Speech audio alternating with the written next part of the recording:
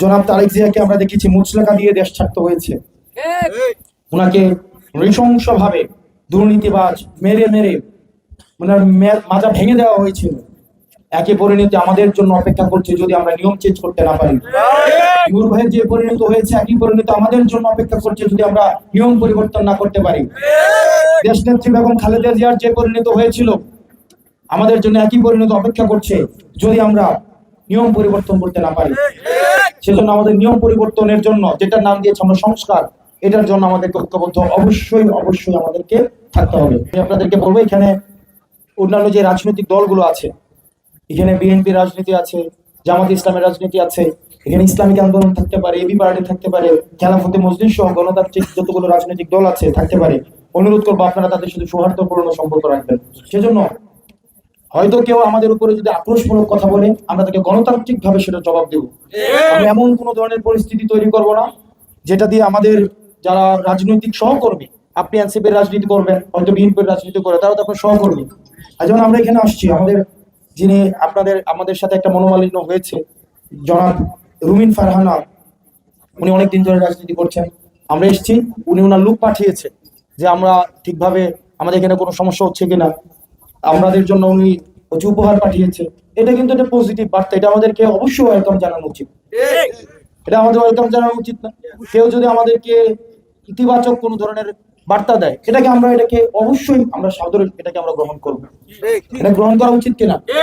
এটা গ্রহণ করা উচিত কিনা? আমরা সৌহার্দ্যপূর্ণ সম্পর্কের মধ্য দিয়ে আমাদের ভিন্ন মত অবশ্যই জারি রাখবো, যৌক্তিক ভিন্ন মত জারি রাখবো, এবং যৌক্তিক ভিন্ন মতকে আমরা বোঝানোর মধ্য দিয়ে, ডায়লগের মধ্য দিয়ে, ডিসকাশনের মধ্য দিয়ে, গণতান্ত্রিক প্রক্রিয়ায় সেটাকে আমরা প্রতিষ্ঠিত করব। সেটার জন্য আমরা আওয়ামী পন্থায় কখনো যেন আমরা না যাই। আমি অনুরোধ করবো আপনাদেরকে, আমরা আওয়ামী তরিকার কোন রাজনীতি আর আমরা করতে চাই না। আপনারা আমাদের ভাই, আপনারা এই বিপ্লবের অংশ। আপনার এই পুলিশ সংস্কার কমিশনের জন্য আপনার ঐক্যবদ্ধ হন, না হয় আবার যে সরকার আসবে এই সরকার আপনাদেরকে লাঠিয়াল বাহিনী হিসেবে ব্যবহার করবে। উনারা কিন্তু নিচে নেমে আসবে না, কোন অফিসার কিন্তু মাঠে আসবে না, আপনাকে ফোন দিয়ে বলবো উঠাই নিয়ে আসো। আমাদের এই সংস্কার কমিশনটা হয় নাই, দুঃখজনক।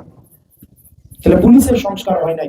আমরা এনসিপি, আমরা ওই টাকা পয়সা দিতে পারবো না, এটা সম্ভব না। এই প্রোগ্রাম আজকে হুন্ডা নিয়ে অনেকে আনতে গেছেন, এই জিনিসটা উচিত হয় না আপনাদের। এই যে হুন্ডার বহর, এগুলো মানুষ পছন্দ করে না, এখন নিজের তেল দিয়ে গেছে আমি শুনছি, কিন্তু এগুলো এখন মানুষ পছন্দ করে না। প্রোটোকল, পিছনে পিছনে মানুষ অনেক থাকবে, হুন্ডা এই যে হর্ন বাজাবে, তারপর হচ্ছে অনেক স্লোগান দিবে, এগুলো এখন আর মানুষ পছন্দ করে না। এরা পছন্দ করে এখন, এগুলো এখন আর পছন্দ করে না।